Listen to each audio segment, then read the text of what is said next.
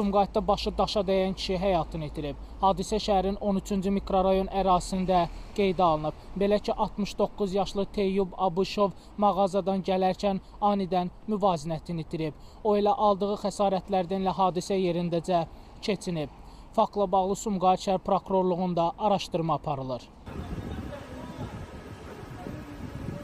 Yolla keçirdim, gördüm camaat yığılıb, yaxınlaşdım, gördüm bir kişi yıxılıb yerə, başı dəyib, soruşdum nə olub, deyir, çörəyi almaqdan çıxırmış, bəs yıxılıb.